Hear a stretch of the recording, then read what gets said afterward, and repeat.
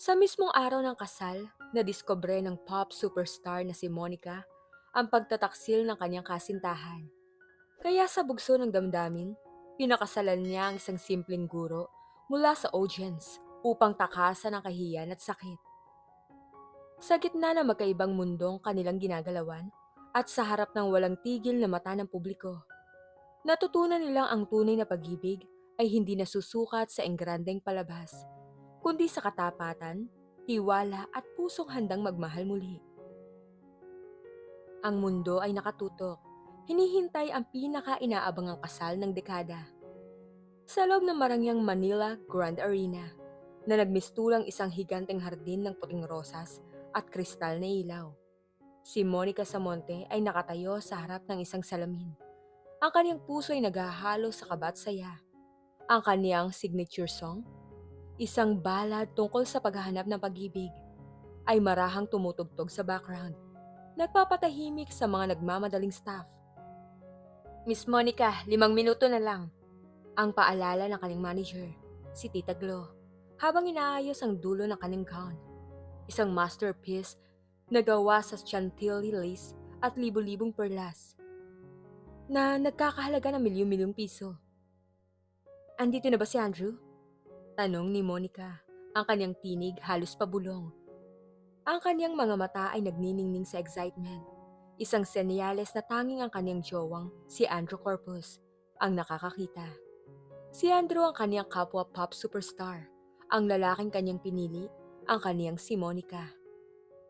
Ang kanilang pag-iibigan ay naging fairy tale para sa milyong-milyong tagahanga. Isang kwentong pinagsamahan ng dalawang bituin na natagpuan ang pag-ibig sa gitna ng kaguluhan ng showbiz.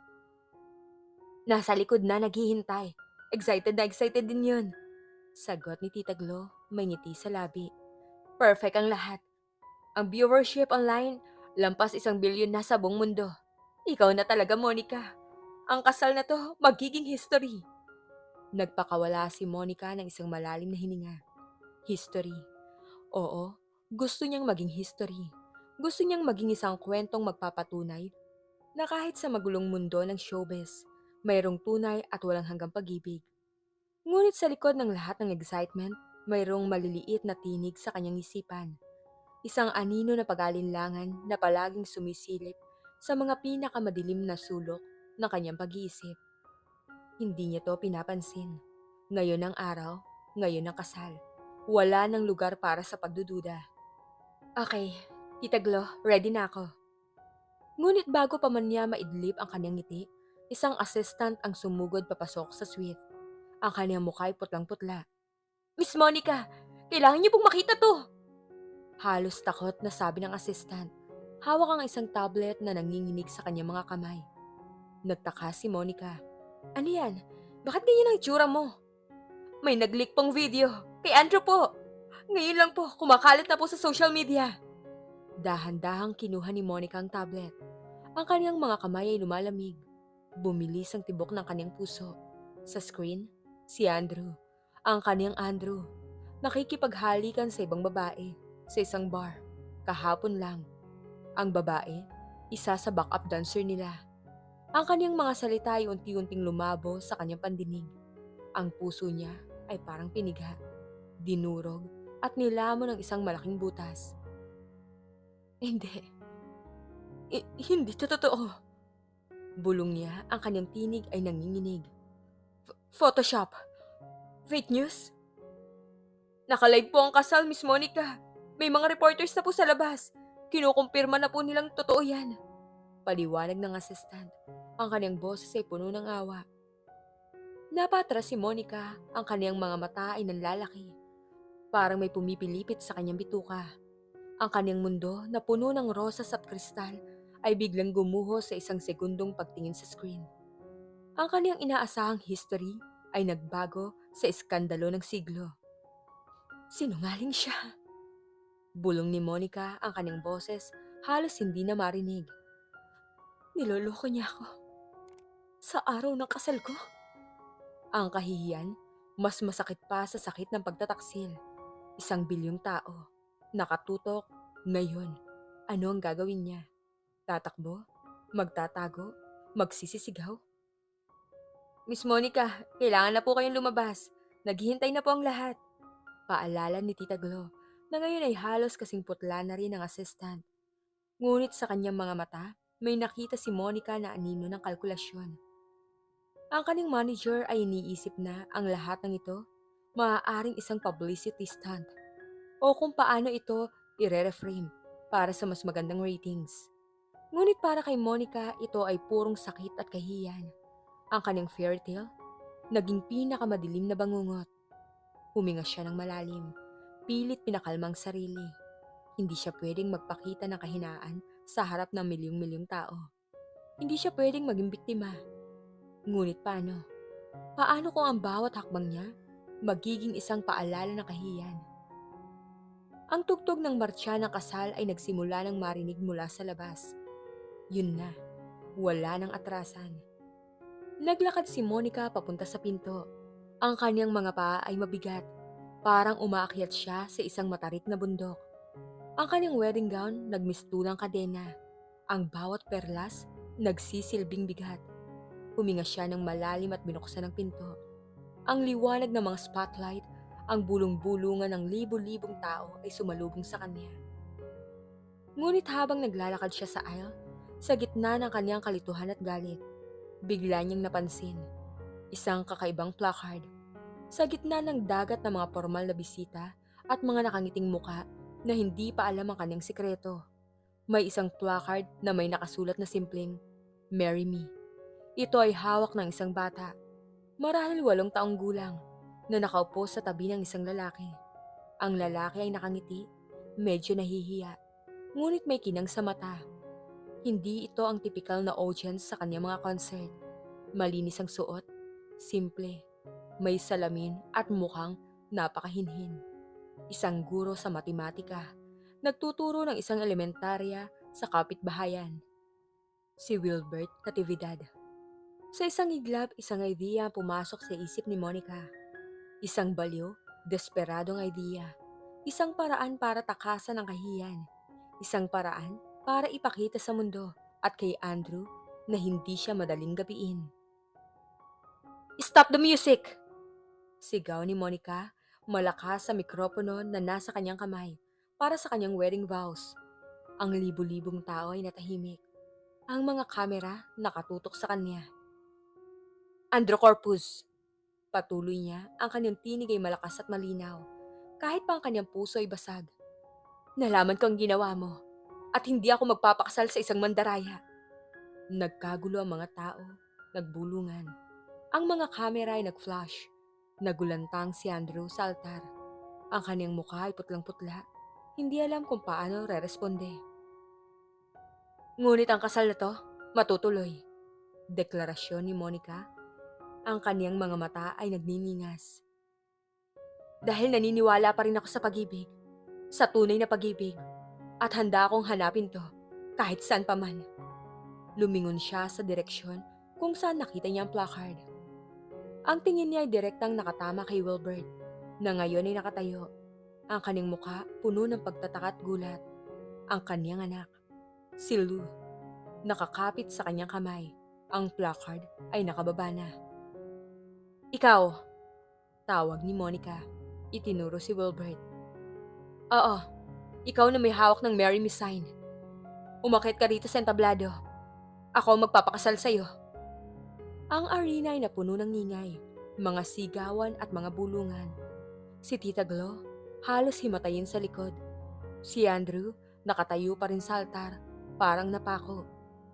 Si Wilbert, na may mga mata pa rin naguguluhan, dahan-dahang lumakad paakyat sa entablado. Ang kanyang anak nakakapit pa rin sa kanya. Ang buong mundo ay nakasaksi sa pinaka nakakagulat na turn of events sa kasaysayan ng showbiz. Ang mga sumunod na oras ay isang malabong ulap para kay Wilbert. Isang iglap, nanonood lang siya ng kasal ng kanyang paboritong pop superstar. Sa susunod na iglap, siya na ang naglalakad sa aisle. Ang kamay ni Monica sa monte ang hawak. Ang mga salitang, "I now pronounce you husband and wife," ay tila echo sa kanyang pandinig. Halos hindi ka panipaniwala. Nakakita siya ng mga flashes ng kamera. Narinig ang ingay ng media na nagkakagulo sa labas at naramdaman ang bigat ng isang singsing sa kanyang daliri. Isang singsing na mas maganda at mas mahal pa sa kanyang pinagsama-samang sweldo sa buong taon. Walang kasal na naganap, bulong ni Andrew nang sumigaw siya. Ang kanyang tinig ay nanginginig sa galit at kahiyan. Hindi ito legal! Hindi yan totoo! Ngunit si Monica, ang kanyang mukha ay matigas, sumagot ng buong tapang. Nangyari na at sa harap ng milyong-milyong saksi. Mayroon tayong pare. Mayroon tayong lahat ng kailangan. I-annul mo kung gusto mo. Pero sa ngayon, kasal ako at hindi sa'yo. Ang huling tingin ay binigay ni Monica kay Andrew, puno ng paghamak, bago niya hinila si Wilbert palayo sa altar at palabas ng venue. Ang mga tagahanga ay nagkagulo. Ang mga paparazzi ay nagtakbuhan at ang mga reporters nagsisigawan. Mr. Monte! Mr. Natividad! Anong nangyari? Sa likod ng arena, sa pagitan ng mga bakas na mga rosas at tumumbang kagamitan, sumakay sila sa isang itim na van. Si Lou, sa buong tapang na naglakad sa aisle kasama ang kanyang ama, ay nakasiksik ngayon sa kandungan ni Wilbert. Ang kanyang mga mata ay malaki at pagod. Sino po kayo, ate? Tanong ni Lou, ang kanyang tinig ay mahina. Nginitian ni Monica si Lou, isang ngiti na pilit, ngunit may bahid ng tunay na pagmamahal para sa bata. Ako si Tita Monica, kaibigan ng daddy mo. Hindi niya masabi na siya na ang asawa ng daddy niya. Wilbert Natividad? Sabi ni Monica, ang kanyang tinig ay walang emosyon, habang ang van ay mabilis na lumayo sa kaguluhan. Anong trabaho mo? Guro po ako sa mathematics sa San Roque Elementary School. Sagot ni Wilbert. Ang kanyang mga kamay ay nakahawak sa kanyang anak. At ito po si Lou, anak ko. Guro sa mathematics, bulong ni Monica, napapaisip. At may anak, single father. Naramdaman ni Wilbert ang bigat ng titig ni Monica. Opo. Kaya po ako napunta rito. Si Lou po ang may gusto. Fan niyo po siya, Mr. Monte. At ako rin po. Isang pilit ng ngiti ang lumabas sa labi ni Monica. Pamilyar na pamilyar ang pangalan ko. Monica Samonte, pop superstar. Ngayon, asawa mo na ako. Asawa? Ulit ni Wilbert, ang kanyang mga mata ay lumaki sa gulat. Pero, Miss Samonte, hindi ba to isang biro lang? Guro ka, di ba? Tanong ni Monica, ang kanyang tingin ay matalim. Alam mo ang kahulugan ng I do. Alam mo ang kahulugan ng panunumpa sa harap ng pari at libu-libong tao. At sa harap ng batas, ikaw na ang asawa ko. Napalunok si Wilbert. Ano pong ibig niyo sabihin? Magkasama po tayo sa isang bahay? Hindi tayo magkasama sa isang bahay. Hindi pa. Hindi muna. At walang magbabago sa buhay mo, Wilbert. Maliban sa kailangan natin magpanggap. Paliwanag ni Monica, ang kanyang boses ay bumaba sa isang bulong. Para takasan ang iskandalo na to. Para maligtas ang karir ko. At para ipakita sa buong mundo na hindi ako madaling gapiin. Magpapanggap? Tanong ni Wilbert. Oo, magpanggap tayong kasal. Sa loob ng ilang buwan, hanggang sa kumalma ang lahat. Pagkatapos, magpapaanal tayo.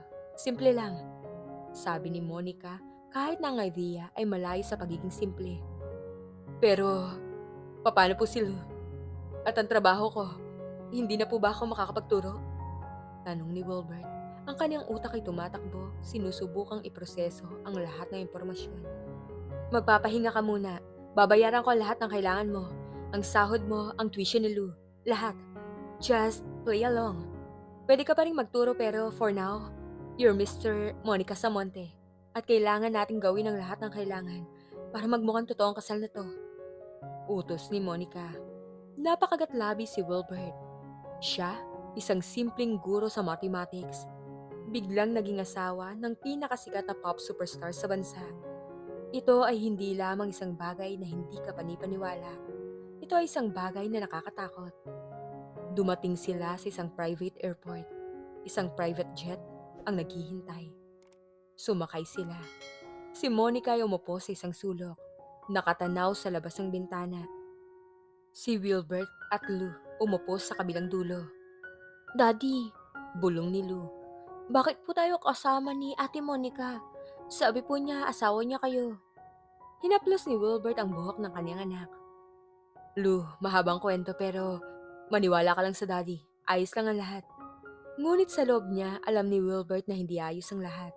Ang kanyang mundo na dati ay simple at predictable, biglang nagulo. At ang taong nanggulo nito ay ang kanyang asawa, si Monica Samonte. Ang pinakamalaking tanong, paano sila magpapanggap? Paano niya haharapin ang isang babaeng galing sa ibang mundo na hindi niya kilala, na bigla na lang niyang pinakasalan? Samantala, sa isang high-end restaurant sa Makati, si Andrew ay nakaupo kasama ang kanyang manager. Ang kanilang mga mukha ay puno ng galit at pagkabigo. Ang balita ng kasal ni Monica kay Wilbert kumalat na parang apoy sa buong mundo. "Hindi ko maintindihan! Paano niya nagawa yon?" Sigaw ni Andrew, hinagis ang wine glass sa pader. "Kalma, Andrew. Hindi nakakatulong yan," sabi ng kanyang manager. "Ang career mo, nalulugi na. Ang kasal na yun, invalid. Kailangan natin kumilos agad." "Invalid? Pero bakit hindi niya ako pinakasalan? Dahil sa video na yon?" "Oo, dahil doon. Pero walang annulment na kailangan kung invalid ang kasal. Kakusapin ko ang abogado. At kailangan mong humingi ng tawad kay Monica. Sa publiko. Ito lang ang paraan para makuha mo pa rin ang simpatsya ng publiko at mailigtas ang karir mo." Ngunit sa loob ni Andrew, hindi pagsisisi ang kanyang naramdaman kundi galit. Galit kay Monica dahil sa pagpapahiya sa kanya at sa Wilbert na yon, ang guro sa mathematics na bigla na lang sumulpot at naging asawa ni Monica. Hindi niya ito hahayaan. Hindi niya hahayaang manalo ang dalawang yun. Dinala sila ng private jet sa isang liblib na resort sa Palawan. Isang malaking villa na may sariling pool at pribadong beach ang naghihintay sa kanila. Ito ay isang lugar kung saan maaaring magtago si Monica mula sa media circus na sumasabog sa Manila. "Dito muna ka tayo mananatili ha. Walang makakapasok dito, walang media, walang kahit ano," sabi ni Tita Glo na sumama rin sa kanila. Ang kanyang boses ay patag. "Wilbert, kailangan natin pag-usapan ng mga detalye." Naupo sila sa malaking living room. Si Monica nakaupo sa isang dulo ng sofa, malayo kay Wilbert. Si Lou nakahiga sa isa pang sofa, nakatulog, pagod sa lahat ng nangyari. "Wilbert, ito ang plano." Simula ni Tita Glo, ipinapakita ang isang folder. "Sa simula, kailangan nating patunayan na may legitimate na rason para sa kasal niyo. Hindi lang dahil sa pagtakas sa iskandalo, kailangan nating magpakita ng love story." Napaubo si Wilbert. "Love story? Pero wala po kaming love story." "Gagawa natin ang kwento," sagot ni Tita Glo. Ang kanyang mga mata ay parang laser. "Ang anak mo, si Lou, ang ating susi. Sasabihin natin, matagal na kayo nagkakilala ni Monica, na matagal na kayong lihim na nagmamahalan, na si Lou ang naging tulay, na naghihintay lang kayo ng tamang pagkakataon, at ang pagtataksil ni Andrew ang nagtulak kay Monica para piliin ang tunay na pag-ibig. At ikaw yon." Nanlaki ang mga mata ni Wilbert. "Pero, peke po ang lahat ng yan." "Ang showbiz ay peke, Wilbert. Ang buhay ni Monica ay peke. Ang kasal na to, magiging totoo sa mata ng publiko." Maring sabi ni Tita Glo. "Kailangan natin mag-memorize ng mga scripts. Kailangan natin magpakuha ng mga litrato na sweet. Kailangan natin magpakita ng public display of affection. At kailangan natin magkaroon ng honeymoon shoot dito sa Palawan." "Honeymoon?" Bulong ni Wilbert, ang kanyang mukha ay namula. Si Monica yung mimik. "Wala kang dapat ipag-alala, Wilbert. Purely for show lang ang lahat. Mayroon kang sariling kwarto. Ako, may sariling kwarto. Si Lou, may sarili ring kwarto. Hindi mo ako kailangang hawakan. Hindi mo ako kailangang halikan. Lahat ng PDA, magiging staging lamang." "Pero, paano po kung tanungin kami ng mga mas personal na bagay?" Tanong ni Wilbert nag-aalala. "Kaya nga kailangan mo maging handa. Bibigyan ka namin ng background story. Kung saan kayo nagkakilala, paano kayo nagka-developan. Lahat ng details," sabi ni Tita Glo, sabay abot ng isa pang mas makapal na folder kay Wilbert. "At Wilbert, isang paalala. Hindi ka pwedeng bumalik sa trabaho mo, sa eskwelahan. Hindi ka pwedeng magpakita sa publiko na mag-isa ka. Kailangan mo palaging kasama si Monica o ako. Lahat ng social media accounts mo, kokontrolin na namin. Kailangan mong magmukhang mayaman. Bibigyan ka namin ng bagong mga damit, bagong salamin, bagong relo. Lahat. Ito ang iyong bagong buhay. Pansamantala. Pakiramdam ni Wilbert, hinuhubaran siya ng kanyang pagkatao, ng kanyang simpleng buhay.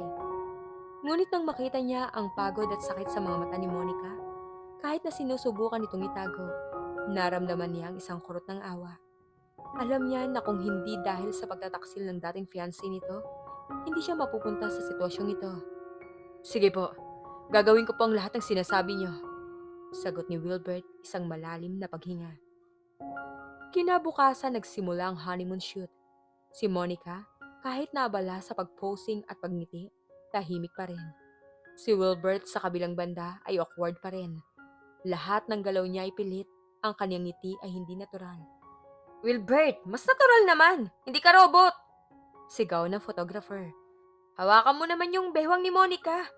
Para kayong magkasintahan. Mag-asawa kayo, di ba? Dahan-dahan ninilagay ni Wilbert ang kamay niya sa bewang ni Monica. Naramdaman ni Monica ang init ng kanyang kamay.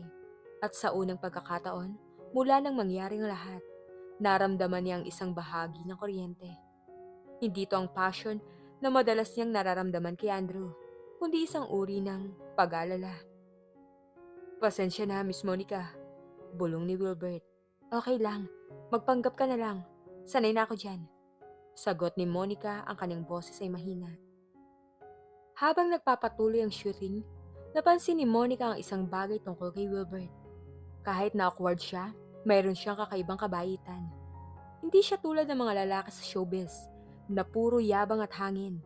Si Wilbert, simple, totoo, at inaalagaan niya si Lou ng buong pagmamahal. Pagkatapos ng shoot, umupo si Monica sa beach, nakatanaw sa sunset. Naramdaman niya ang presensya ni Wilbert sa likod niya. Matagal na po ba kayong kumakanta? Tanong ni Wilbert, sinusubukang basagin ang katahimikan. Simula bata pa ako. Pangarap ko na to. Sagot ni Monica, hindi lumilingon. Ikaw, bakit ka naging guro sa mathematics? Mahilig po ako sa numbers at gustong gusto ko pa magturo. Ang makita ang mga estudyante ko na naiintindihan ang isang mahirap na konsepto. Yun pa ang fulfillment ko. Paliwanag ni Wilbert. Kahit maliit lang ang sweldo, masaya ako. Napangiti si Monica, isang tunay na ngiti. Maliit ang sweldo pero buo ang loob. Hindi tulad ng iba dyan, puro pera ang habol. Hindi niya binanggit ang pangalan ni Andrew, ngunit alam ni Wilbert kung sino tinutukoy niya. Mayroon po ba kayong kapatid? Tanong ni Wilbert. Sinusubukang ilihis ang usapan mula sa masakit na nakaraan. Wala eh. Solo flight ako. Si Tita Glo na lang ang pamilya ko, bukod sa mga kasamahan ko sa trabaho. At ngayon, ikaw at si Lou. Sabi ni Monica, dahan-dahang lumingon sa kanya. Ang kanyang mga mata ay nagpapakita ng lungkot. Salamat Wilbert, dahil sa pagtanggap mo nitong kalokohan na to. Kung ano pa makakatulong sa inyo, Miss Monica. Kayo po ang idolo ni Lou. At ako rin po. Sagot ni Wilbert, may bahagyang pamumula sa kanyang mukha. At siguro po, kailangan nyo rin magpahinga sa lahat ng nangyari. Alam ko pong hindi madali. Sa mga salita ni Wilbert, naramdaman ni Monica ang isang uri ng emosyon na matagal na niyang hindi nararamdaman. Tunay na pag-aalala. Hindi ang pag-aalala na may kasamang ulterior motive, kundi simple, walang panghihining pag-aalala. Sa sandaling yon, sa gitna ng kanilang magarbong kulungan ng pagpapanggap, naramdaman niya ang isang maliit na pag-asa. Ang kakaibang kabanatang ito ng kanyang buhay, hindi pa tapos magbigay ng sorpresa. Ang sumunod na linggo ay naging isang serye ng mga panayam, photoshoots, at intimate moments na maingat na inilarawan ni Tita Glo. Kinakailangan ni Monica at Wilbert na magkwento ng isang komplikadong love story. Paano sila nagkakilala sa isang charity event na dinaluhan ni Wilbert bilang volunteer? Ang kanilang secret na pag-iibigan sa kabila ng magkaibang mundo at kung paano naging tulay si Lou sa kanilang relasyon. Ayon sa script, Monica, kailangan mo sabihin na sumuporta si Wilbert sa'yo sa lahat ng struggles mo sa career, na siyang tahimik na sandigan mo. Paliwanag ni Tita Glo bago ang isang online interview. Pero hindi totoo yan. Bulong ni Monica may bahagyang inis. Walang totoo sa showbiz, Monica. Alam mo yan. Ang mahalaga, maniwala ang tao. Sagot ni Tita Glo. Ang panayam, si Monica ay parang isang profesional na aktres. Ngumiti siya, tumawa, at nagkwento ng mga detalyeng gawa-gawa tungkol sa kanilang pag-ibigan. Si Wilbert naman, kahit na halatang hindi komportable sa ilalim ng spotlight, sinusubukang sundin ang script. Ang kaniyang mga sagot, maikli ngunit tapat. At ang kaniyang mga mata ay palaging nakatingin kay Monica. Isang tingin na maaaring ipakahulugan bilang pagmamahal ng publiko. Mr. Natividad, paano po niyo napaniwala si Monica? Isang superstar na kayo ang para sa kanya. Tanong ng interviewer. Napangiti si Wilbert, isang mahinhing ngiti. Hindi ko po siya pinaniwala. Siguro po nakita lang po niya sa akin ang isang simpleng tao na handang magbigay ng tunay na pagmamahal. Walang kapalit, walang halong ingay ng showbiz. Narinig ni Monica ang sagot ni Wilbert. Hindi ito nasa script. Ngunit nagustuhan niyang sinabi niya. Para itong isang malalim na paghusga kay Andrew at isang tahimik na pangako sa kanya. At Miss Monica, sa kabila ng lahat ng nangyari kay Andrew, anong masasabi niyo sa desisyon niyong pakasalan si Mr. Natividad? Tanong ng interviewer. Sa buhay, minsan, kailangan nating sundin ang puso natin, kahit na ano pa man ang sinasabi ng mundo. Sagot ni Monica, ang kanyang mga mata ay tapat na nakatingin sa kamera. Si Wilbert ang nagpakita sa akin na mayroong pag-ibig na hindi kailangan ng spotlight, na ang tunay na pagmamahal, simple lang, tahimik pero matatag. At ako, si Monica Samonte, handa kong ipaglaban ng isang ganung uri ng pag-ibig.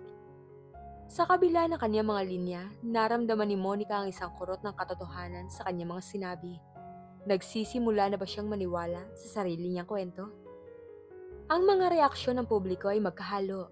Maraming tagahanga ang nalungkot para kay Andrew, ngunit marami rin ang humanga kay Monica sa kanyang tapang.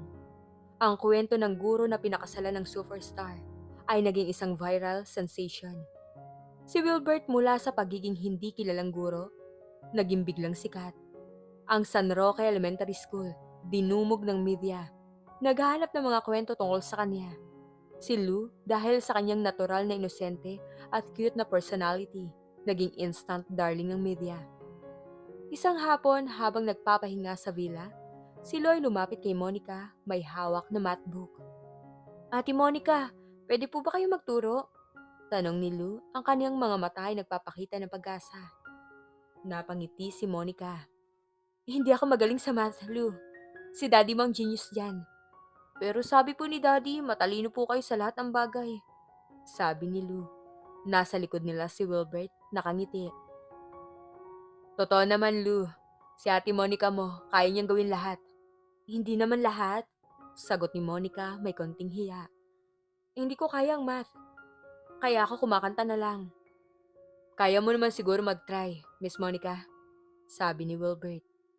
Simple lang naman ang problema na yan, multiplication. Pumayag si Monica. Lumapit siya kay Lou at tinulungan ito sa kanyang homework. Hindi siya magaling sa math, ngunit nakita niya ang tuwa sa mukha ni Lou sa bawat tamang sagot. Naramdaman niya ang isang uri ng kaligayahan na hindi niya naramdaman sa entablado. Isang simple at tunay na kaligayahan. Maraming salamat po, Ate Monica! Sabi ni Lou, niyakap si Monica. Niyakap din ni Monica si Lou, ang kanyang puso ay lumambot. Sa loob ng ilang araw, naging komportable na siya sa presensya ni Lou.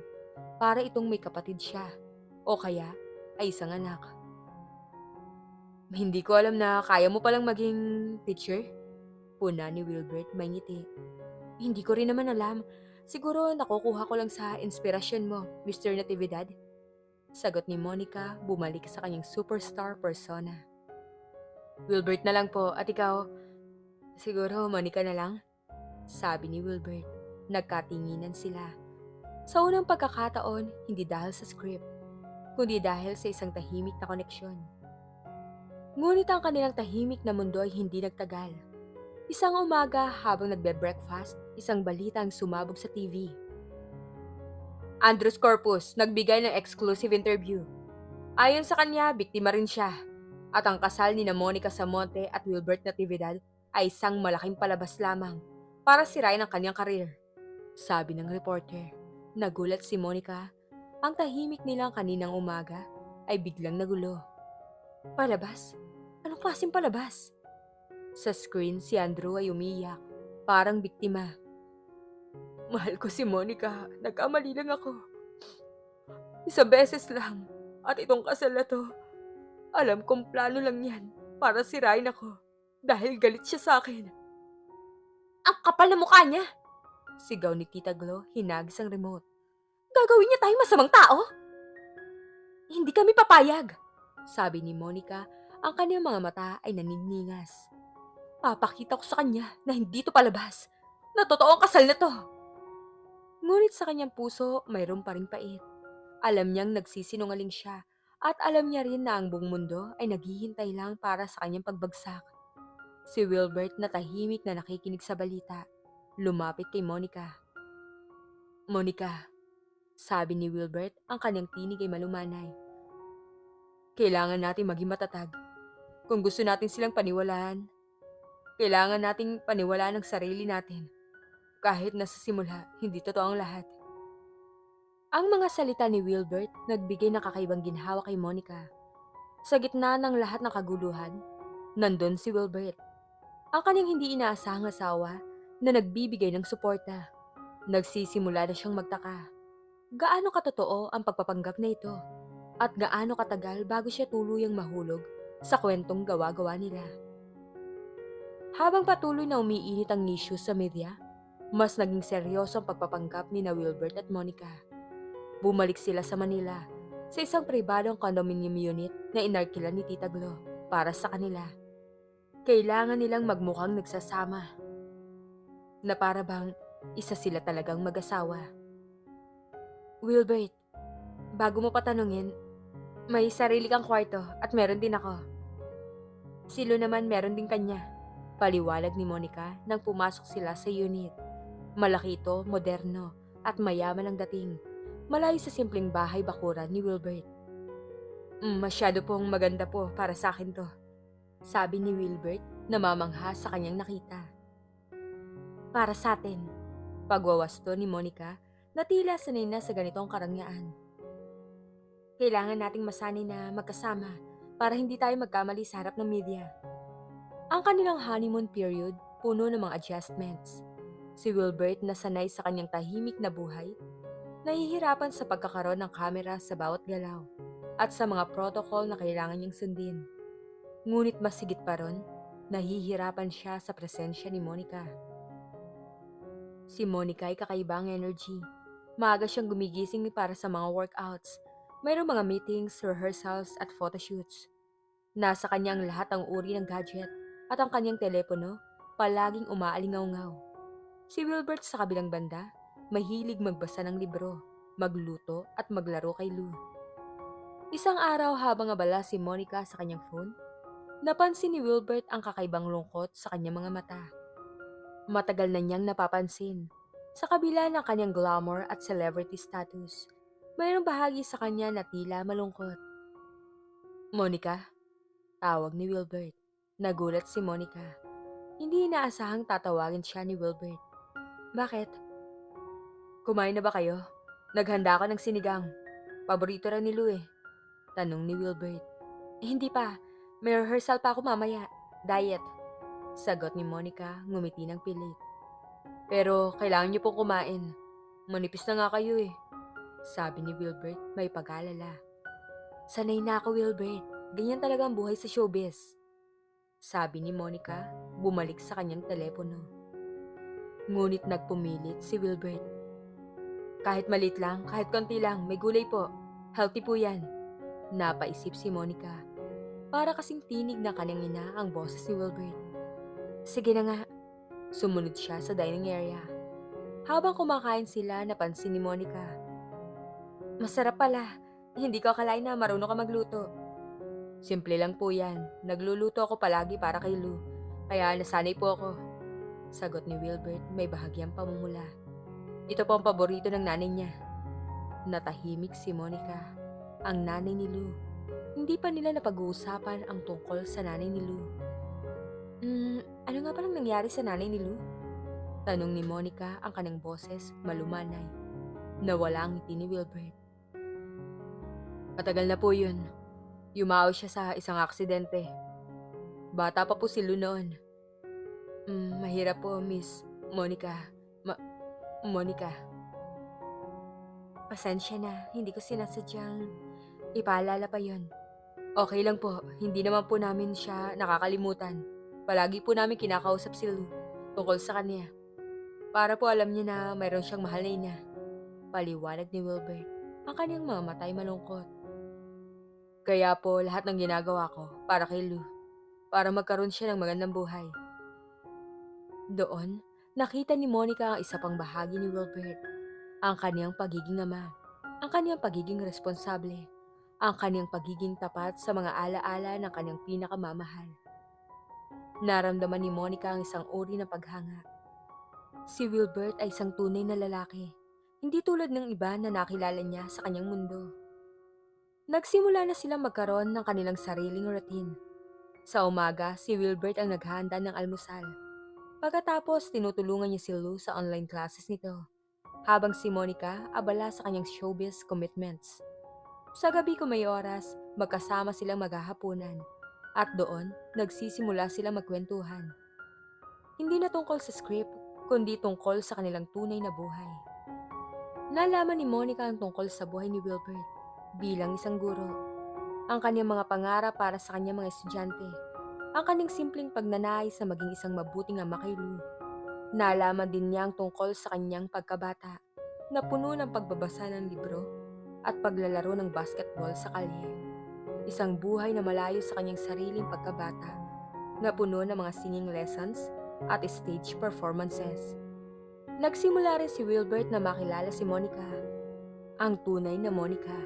Ang kanyang pagiging masipag, ang kanyang dedikasyon sa kanyang craft, ang kanyang pagiging mawain sa kanyang mga fans.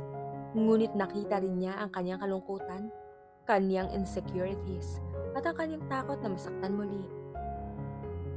Isang gabi, habang nakaupo sila sa balcony, pinapanood ang city lights, nagtanong si Wilbert. Monica, bakit ka pa rin nasa showbiz kung ganyan kalaki ang kapalit? Mahal ko kasi ang ginagawa ko. Ang pagkanta, ang pagbibigay ng inspirasyon sa mga tao sa pamamagitan ng musika ko.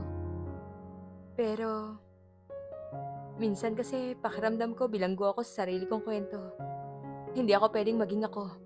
Kailangan kong palaging maging si Monica Samonte, ang pop superstar. Dito sa atin, pwede ka maging ikaw. Kahit anong Monica ka, okay lang. Sabi ni Wilbert, ang kanyang tinig ay malumanay. Sa mga salita ni Wilbert, naramdaman ni Monica ang isang init sa kanyang puso. Ito ang unang pagkakataon na may nagsabi sa kanya niyan. Sa kanyang mundo, palagi siyang kailangan maging perpekto. Palaging kailangan magpanggap. Ngunit kay Wilbert, pwede siyang maging totoong Monica. Nagkaroon ng tawanan si Monica. Alam mo, Wilbert, ikaw ang pinakakakaibang lalaki na nakilala ko. Bakit naman po? Kasi sa kabila ng lahat ng nangyari, hindi ka nagbago. Simple ka pa rin, totoo ka pa rin. Well, salamat Wilbert ha, sa pagiging totoo, sa pagiging ikaw. Sa gabing yun, kahit na may mga kanika nilang kwarto, naramdaman ni na Monica at Wilbert ang isang koneksyon na unti-unting lumalalim. Hindi na ito pure pagpapanggap. Nagsisimula na silang matuto na mahalin ang bawat isa. Hindi bilang artista at guro, kundi bilang tao. Ngunit ang kanilang koneksyon ay nakatakdang subukin ng mundo na patuloy na gumugulo sa kanilang buhay. Ang media exposure ni na Monica at Wilbert patuloy na lumalaki. Ang kanilang love story, sinimulan bilang pagpapanggap, unti-unting lumabas na ang totoo sa mata ng publiko. Ang mga magazine naglabas ng mga articles tungkol sa The Mathicure Who Stole the Superstar's Heart. At ang mga TV shows nagkaroon ng mga special tungkol sa kanilang modern fairy tale. Ngunit sa likod ng lahat ng ito, mayroong anino na patuloy na sumusunod sa kanila. Ang anino ni Andrew. Si Andrew na nawala ng endorsements at halos masira ang career, hindi sumuko. Sa tulong ng kanyang manager, naglabas siya ng isang pahayag na nagbibigay diin sa ilegalidad ng kasal ni Monica at Wilbert. Ang kasal na naganap hindi valid sa mata ng batas. Ito ay isang publicity stunt lamang at handa akong patunayan ang aking pagiging inosente. Ang kanyang pahayag. Ayon sa kanyang abogado, mayroong umanong technicality sa kasal ni Monica at Wilbert. Hindi raw nakompleto ang lahat ng papeles at dahil sa kaguluhan, hindi na-verify ang authenticity ng pari na nag-officiate. Isang malaking gulo. Isang technicality? Sigaw ni Tita Glo, halos mawala ng boses. Lahat ng papeles dumaan sa akin. Sinigurado ko na legal ang lahat. Ngunit kung mayroong butas, gagamitin niya ni Andrew. So, hindi po kami kasal? Tanong ni Wilbert, ang kanyang mukha ay puno ng pag-alala. Well, sa mata ng batas may problema tayo. Pero sa mata ng publiko at ng simbahan, kasal kayo. Ito ang problema, Wilbert. Ito ang gustong sirain ni Andrew. Paliwanag ni Tita Glo. Gusto niyang ipakita na niloko lang ni Monica ang publiko. Nagkaroon ng pag-alinlangan sa mukha ni Monica. Hindi ako papayag. Hindi kami papayag. Kung kailangan naming ulitin ang kasal, ulitin namin. Kung kailangan naming patunayan ang pag-ibig namin, gagawin namin. Ngunit ang pag-alinlangan na nandun. Kung ganon, hindi nga ba talaga legal ang kanilang kasal? Kung totoong sinasabi ni Andrew, ang lahat nga ba isa lamang malaking pagpapanggap? Sa kabila ng mga problema, nanatiling matatag si Wilbert. Kahit ano pa man ang sabihin nila, Monica, para sa akin nasawa kita. At maniniwala ako doon. Kung totoo man ang sinasabi ni Andrew, haharapin natin ng magkasama. Ang mga salita ni Wilbert parang balsamo sa sugat ni Monica. Alam niya na sa mundo ng showbiz, bihira ang maririnig na ganong klaseng katapatan. Salamat, Wilbert. Bulong ni Monica, ang kaniyang mga mata ay nagpapakita ng pasasalamat. Ngunit ang problema ay mas malalim pa. Dinumog si Wilbert ng media. Ang kaniyang pagiging guro, ang kaniyang simpleng buhay naging target ng mga kritiko. May mga nagtanong kung karapat-dapat ba siya sa isang superstar, kung sapat ba ang kaniyang kita para kay Monica, at kung sapat ba ang kaniyang kaalaman para makasama sa mundo ng showbiz. Mr. Natividad, may balita po na inaayos niyo raw po ang papeles niyo para mag-apply bilang isang manager ni Monica. Totoo po ba yon? Tanong ng isang reporter. Hindi po totoo, sagot ni Wilbert. Guro po ako at masaya po ako sa pagiging guro. Pero, paano niyo po susuportahan si Monica sa lifestyle niya? Nabalitaan po namin na kumikita lang kayo ng maliit na halaga bilang guro. Hindi po ba kayo nahihiya? Nainis si Monica sa tanong na yon. Kaya ko pong suportahan ang sarili ko at hindi ko kailangan na lalaking mayaman para mahalin ako. Ngunit ang mga tanong ay patuloy na dumating. Ang pressure nakakabingi. Naramdaman ni Wilbert ang bigat ng pagiging asawa ng isang superstar, ang paghusga ng publiko, ang pagdududa ng lahat. Sa loob ng kanilang condominium, nagkaroon sila ng isang matinding pag-uusap. Wilbert, pasensya ka na ha. Dahil sa akin nagkakagulo. Pati, nagulo yung buhay mo. Sabi ni Monica, ang kanyang tinig ay puno ng guilt. Hindi mo kasalanan, Monica. Hindi mo kasalanan na naging totoo ka at nagalit ka sa pagtataksil niya. Ang kasalanan ko lang, ang pagtanggap sa offer mo. Sagot ni Wilbert. Nagsisisi ka ba? Hindi ako nagsisisi. Dahil nakilala ko kayo. Ikaw at si Lou, hindi ko matututunan na maraming bagay kung hindi ko tinanggap ito. Ngunit sa kabila ng kanyang mga salita, alam ni Monica na nahihirapan si Wilbert. Ang kanyang pagiging private ay nawawala. Ang kanyang simpleng buhay, nakakagulo. Isang araw habang nagtuturo si Wilbert kay Lou, nakarinig sila ng malakas na katok sa pinto. Pagbukas ni Wilbert, nakita niyang dalawang lalaki na hindi niya kilala. May dala silang mga papeles. Mr. Wilbert Natividad? May subpoena po kayo. Mula kay Mr. Andrew Corpus para sa kaso ng annulment ng kasal niya kay Miss Monica Samonte. Sabi ng isa. Napakagat-labi si Wilbert. Ano? Annulment? Pinapaanal niya ang kasal niyo. Ninyo ni Monica, Wilbert. Hindi niya tayo titigilan. Sigaw ni Tita Glo na sumulpot mula sa likod. Nagalit si Monica. Hindi niya tayo titigilan. Kung ganon, ipapakita ko sa kanya kung sino ang mas deserving sa tunay na pag-ibig. Ngunit sa loob niya, naramdaman niya ang takot. Ang takot na baka tama si Andrew na ang lahat ay isang malaking palabas. Ang takot na baka mawala si Wilbert sa kanya sa gitna ng lahat ng gulo. At sa sandaling yun, napagtanto ni Monica. Ayaw niyang mawala si Wilbert. Nagsisimula na siyang mahulog. Hindi sa pop superstar persona na kanyang nilikha, kundi sa tunay na tao. Ang guro sa matematika na nagpakita sa kanya ng halaga ng simpleng pag-ibig. Ang kaso ng annulment na isinampa ni Andrew Corpus ay naging headline. Hindi lamang ang kasal ni Monica at Wilbert ang kinwestiyon, kundi pati na rin ang credibility ni Monica bilang isang superstar. Ang media nagkagulo at ang mga fans nahati sa dalawang panig. Monica, kailangan natin maging matatag. Ang media magiging mas matindi pa sa'yo. Paalala ni Tita Glo, ang kanyang mukha ay seryoso. Kailangan nating patunayan na totoo ang relasyon niyo ni Wilbert. Wala nang atrasan to. Paano naman namin gagawin yan, Tita Glo? Kung hindi nga kami kasal sa mata ng batas. Tanong ni Monica, ang kanyang boses ay puno ng pagkabigo. Hindi yun ang punto. Ang punto, ang intensyon niyo. At ang nararamdaman niyo sa isa't isa. Sabi ni Tita Glo, ang kanyang mga mata nakatingin kay Wilbert. Wilbert, kailangan mo rin magsalita. Hindi ka pwedeng tahimik lang. Napakagat-labi si Wilbert. Hindi siya sanay sa mga ganitong uri ng laban. Hindi siya sanay sa mga ganitong uri ng pressure. Hindi niya alam na kailangan niya pang lumaban para kay Monica at para sa kanyang sarili. Sa sumunod na linggo, nagkaroon sila ng serye ng public appearances na dinisenyo upang ipakita ang kanilang pagmamahalan. Nagpunta sila sa mga charity events kung saan si Monica ay nag-perform at si Wilbert nag-volunteer.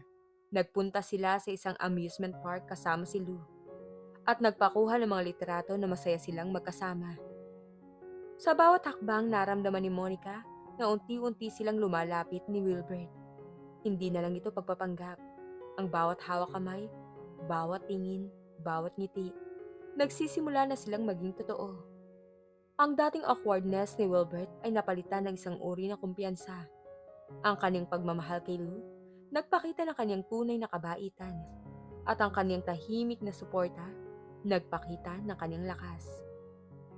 Isang araw habang nag-eensayo si Monica para sa isang concert, biglang sumulpot si Andrew sa backstage. Monica, kailangan natin mag-usap. Sabi ni Andrew, ang kanyang boses puno ng pilit na pagiging kalmado. Wala na tayong pag-usapan, Andrew. Sagot ni Monica, ang kanyang mukha ay matigas. Pero ang kasal niyo, hindi totoo yan, Monica. Alam mong ginamit mo lang ako para takasan ang problema mo. At ngayon ginagamit mo naman ang guro na yan para takasan ang problema na ginawa mo sa akin. Sigaw ni Andrew. Nagsisinungaling ka. Hindi ko ginamit si Wilbert. Siya ang nagpakita sa akin ng tunay na pag-ibig. Hindi tulad mo na puro palabas lang. Sigaw ni Monica, ang kanyang mga mata ay nagniningas. Pag-ibig? Ang isang guro na walang pera? Na walang koneksyon? Talaga bang maniniwala ka sa kanya? O nagpapanggap ka lang? Dahil kung hindi ka bumalik sa akin, masisira ang lahat ng meron ka. Pagbabanta ni Andrew, dumating si Wilbert na narinig ang lahat. Hindi mo pwedeng sirain ang buhay namin. Hindi ka na bahagi ng buhay ni Monica. At hindi mo pwedeng sabihin na hindi totoo ang pagmamahalan namin. At sino ka para magsalita, guro? Pangungutya ni Andrew. Puro ka lang libro. Hindi mo alam ang mundo namin. Hindi nga ako galing sa mundo nyo. Pero ang alam ko, ang pagpapahalaga sa pagmamahal. Sa katapatan at sa pamilya. Hindi tulad mo na puro kasinungalingan at pagtataksil lang ang alam. Sagot ni Wilbert, ang kanyang tinig ay malakas at malinaw. Nagulat si Monica sa tapang ni Wilbert.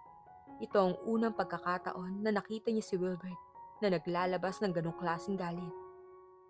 Hindi pa tayo tapos, Monica, sigaw ni Andrew. Pagkalis ni Andrew, lumapit si Monica kay Wilbert. Ang kaniyang mga kamay ay nanginginig.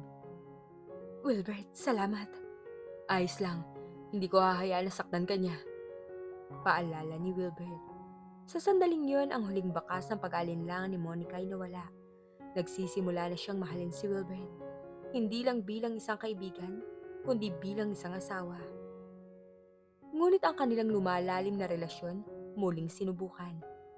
Isang araw habang nagpapakasaya sila ni Lou sa parke, dumating ang isang paparazzi at kumuha ng litrato ni Wilbert na may kausap na ibang babae.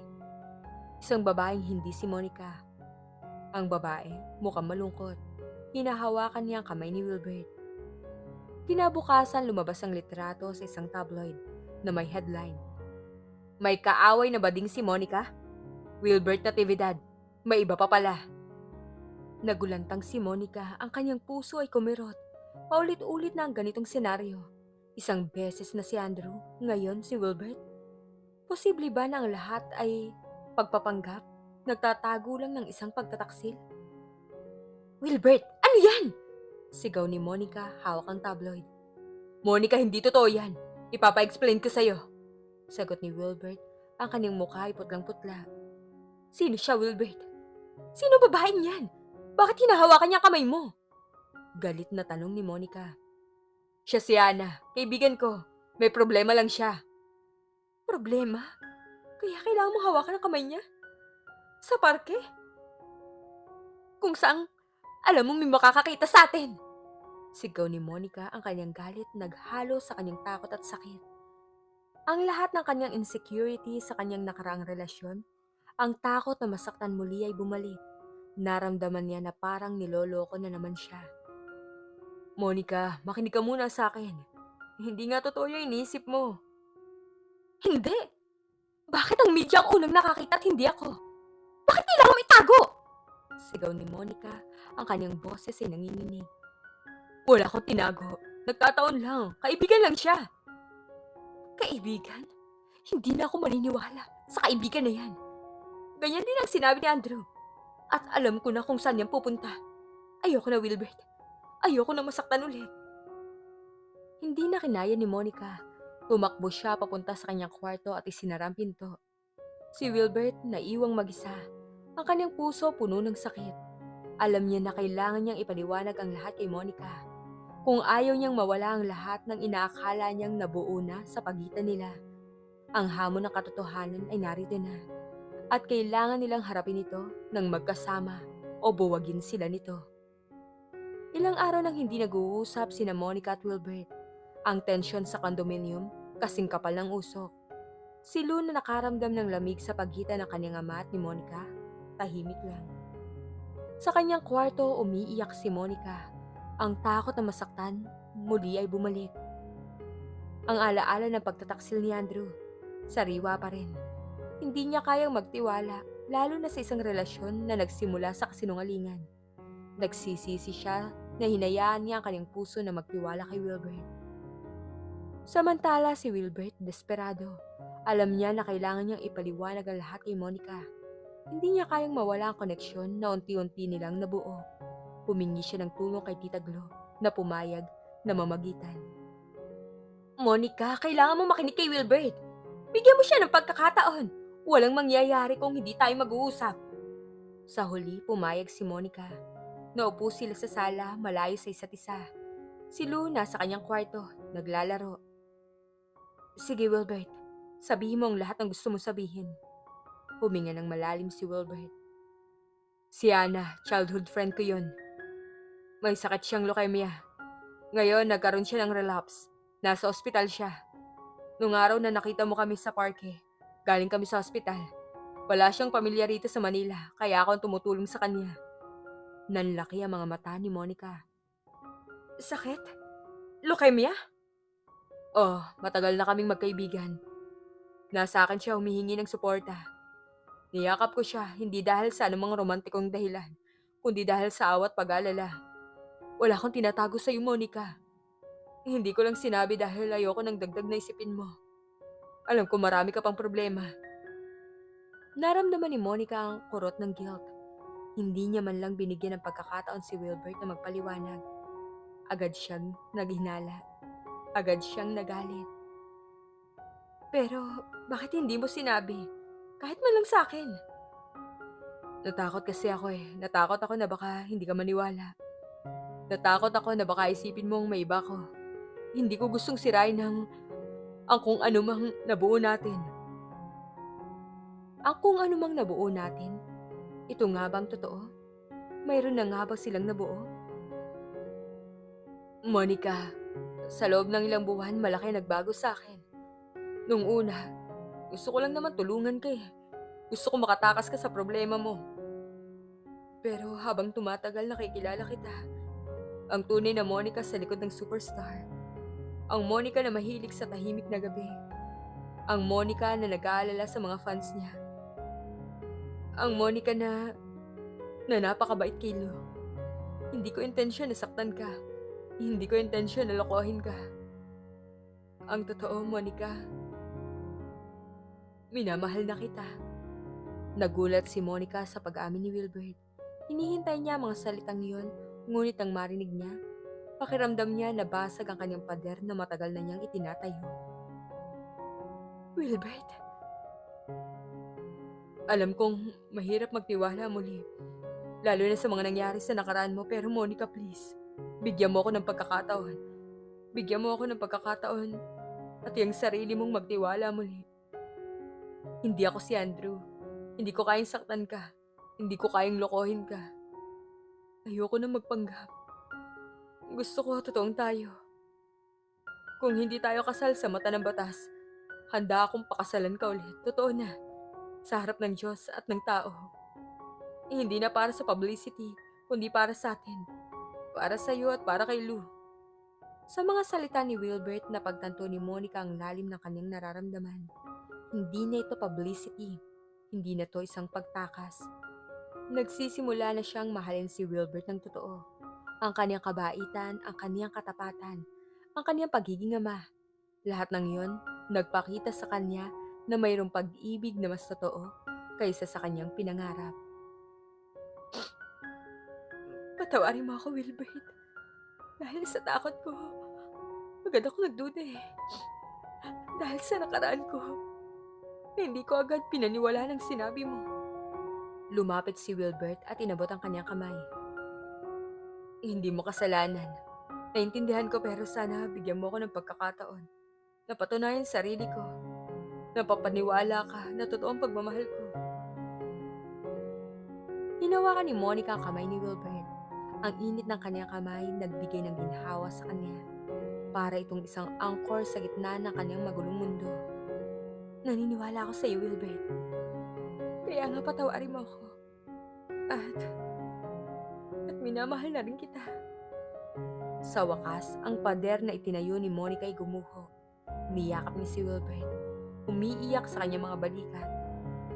Sa sandaling yon, ang kanilang relasyon na nagsimula sa kasinungalingan ay naging totoo. Ang kanilang kasal na nagsimula bilang isang publicity stunt, naging isang sumpaan ng tunay na pagmamahal. Matapos ang kanilang reconciliation, naging mas matatag ang relasyon ni Monica at Wilbert. Ipinagtapat ni Wilbert kay Monica ang tungkol kay Anna at sinamahan pa niya ito sa hospital upang bisitahin ang kaibigan. Doon nakita ni Monica ang lalim ng pagiging magkaibigan ni Wilbert at ang kanyang pagiging mapagmahal. Naging magkaibigan din sila ni Anna na humingi ng tawad sa pagiging dahilan ng kanilang away. Salamat sa pagiging maunawain, Monica. Deserve mo ang isang tulad ni Wilbert. Mahinang sabi ni Anna. Ngunit ang pag-ibig ni Monica at Wilbert muling sinubukan ng mundo.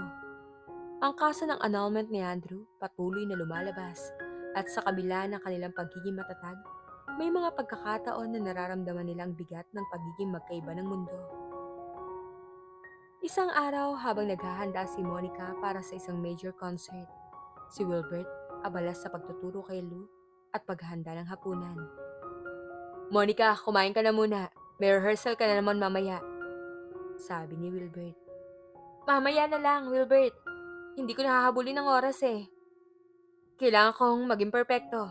Ito ang pinakamalaking concert ko this year. Pero Monica, hindi ka na naman pwedeng hindi kumain. Baka manghina ka niyan. Kaya ko to, Wilbert. Ikaw na lang kumain. Medyo may inis na sagot ni Monica. Minsan nakakainis ang pangungulit ni Wilbert na hindi sanay sa kanyang hectic na schedule. Natahimik si Wilbert. Sige, ikaw ang bahala. Naramdaman ni Monica ang lamig sa boses ni Wilbert. Pinagsisisihan niya agad ang kanyang sinabi. Ngunit hindi niya kayang pigilan ang kanyang sarili. Ang stress sa kanyang career ay malaki. At minsan, lumalabas ito sa mga maling pagkakataon. Pagkatapos ng rehearsal, pagod na umuwi si Monica. Natutulog na si Wilbert at Lou. Tiningnan niya ang hapunan na inihanda ni Wilbert. Hindi niya ito nagalaw. Ang guilt kumirot sa kanyang puso. Kinabukasan, naging tahimik si Wilbert. Hindi siya kumikibo. Hindi siya nakikipag-usap kay Monica. Wilbert, galit ka ba? Hindi naman po. Naiintindihan ko na busy ka.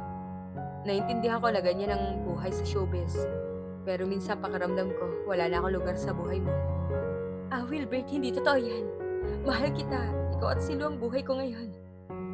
Pero, paano tayo magkakasama kung ganyang kalaki ang mundo natin? Kung ganyang kalaki ang difference natin? Hindi ako sanay sa ganitong buhay, Monica. Sa camera, sa reporters, sa mga iskandalo.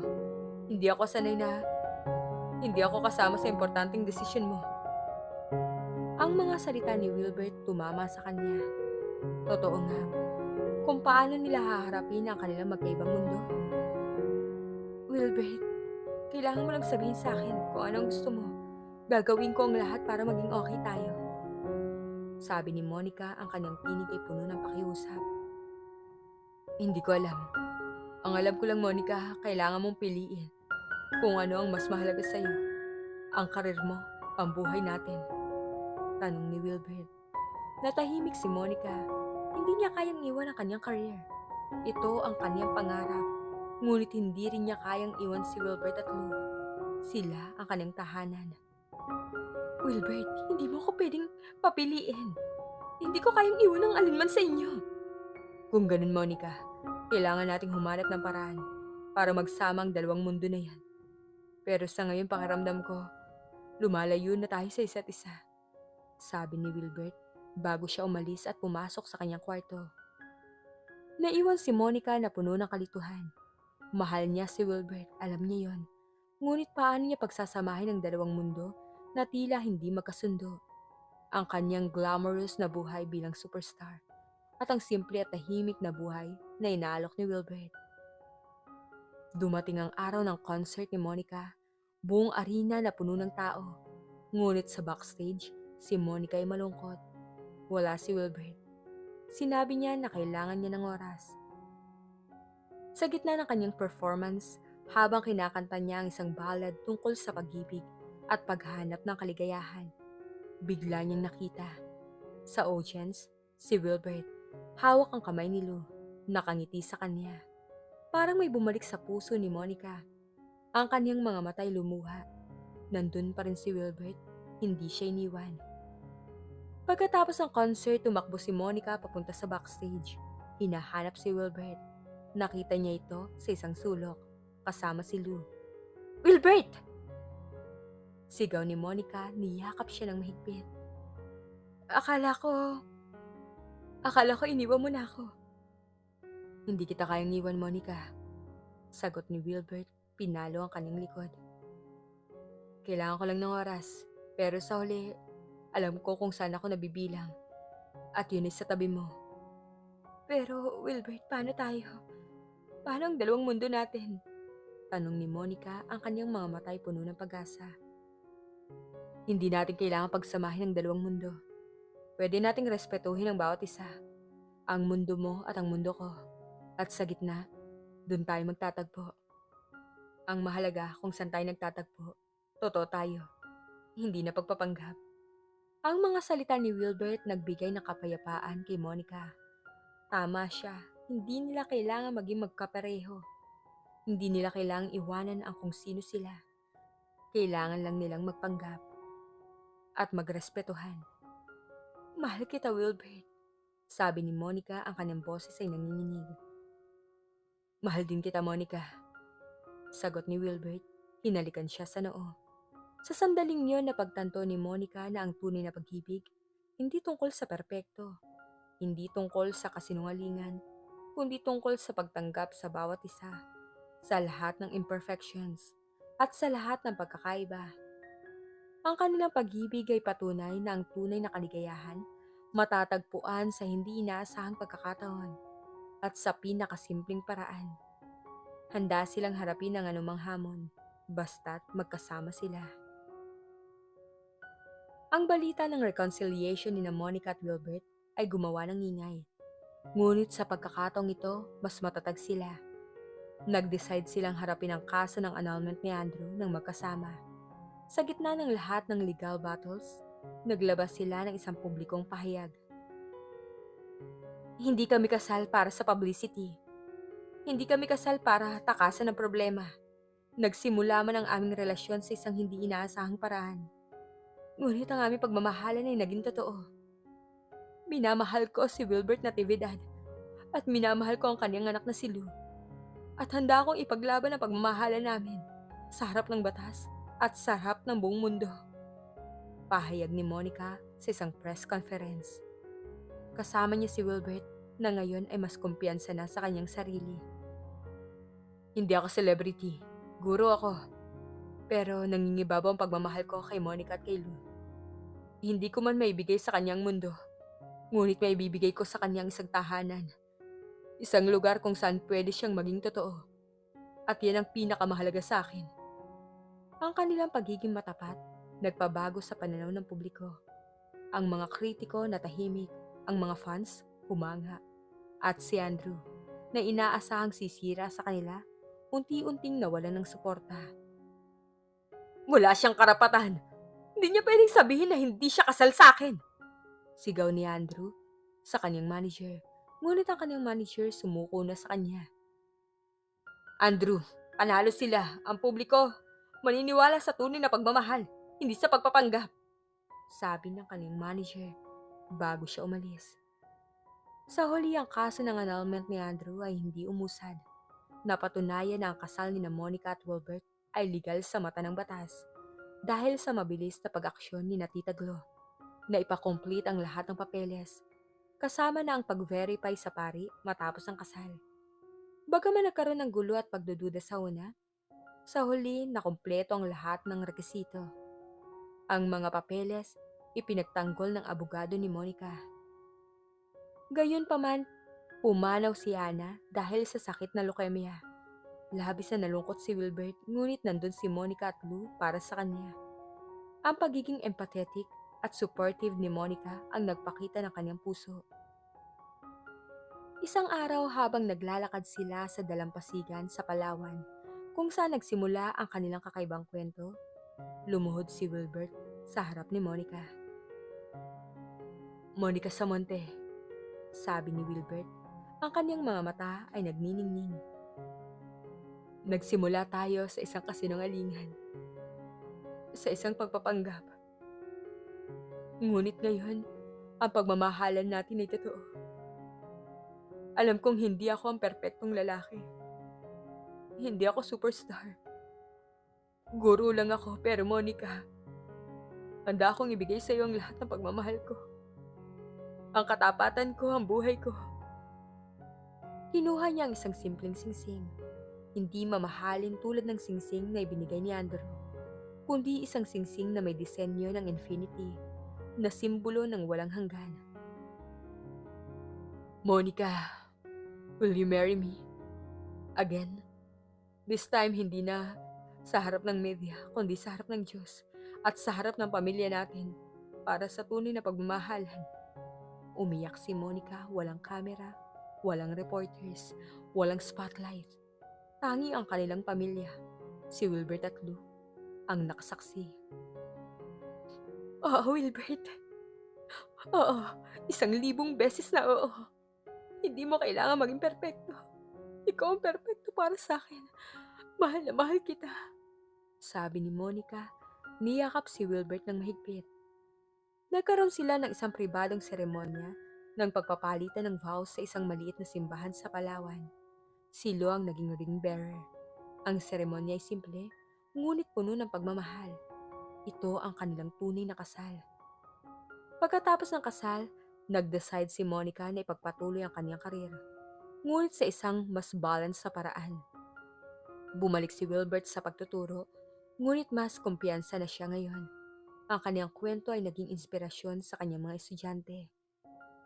Si Andrew naman, matapos mawala ng endorsements at suporta ng publiko, unti-unting nawala sa showbiz. Ang kanyang kapalaluan at pagtataksil ang nagtapos sa kanyang karir. Ang kwento ni na Monica, ang pop superstar, at Wilbert, ang guro ng mathematics, ay naging isang alamat. Patunay na ang pag-ibig ay hindi nakikita sa kasikatan o kayamanan, kundi sa kabaitan ng puso, sa katapatan, at sa kakayahang magmahal ng totoo. Natutunan ni Monica ang halaga ng pagiging totoo sa sarili at ang kaligayahan na matatagpuan sa simpleng pagmamahalan. At sa bawat hapunan, sa kanilang maliit na tahanan, kasama si Lou, naramdaman ni Monica ang isang uri ng kapayapaan na hindi niya naramdaman sa pinakamalaking entablado.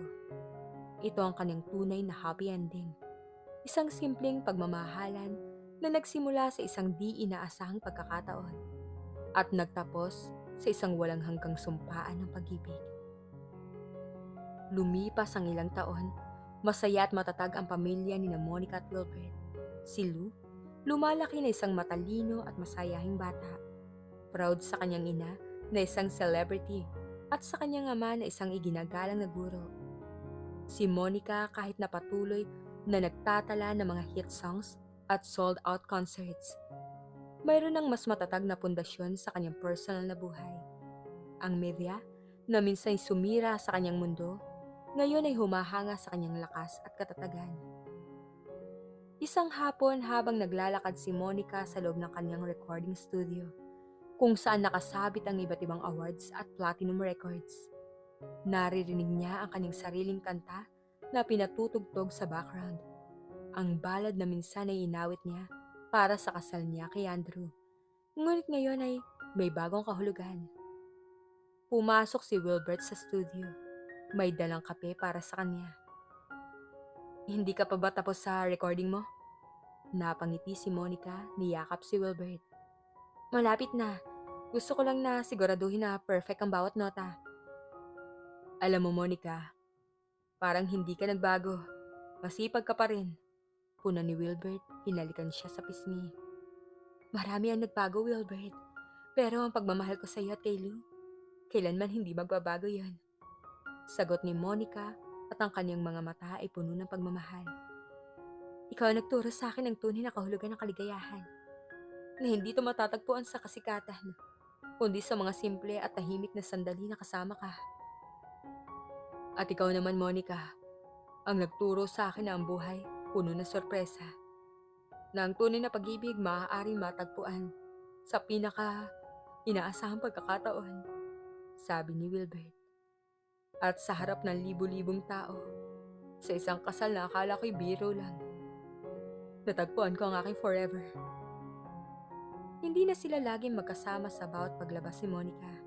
Iginagalang nila ang mga mundo ng bawat isa. Paminsan-minsan, sinasamahan ni Wilbert si Monica sa mga events at nakikita ng publiko ang kanilang tunay na pagmamahal.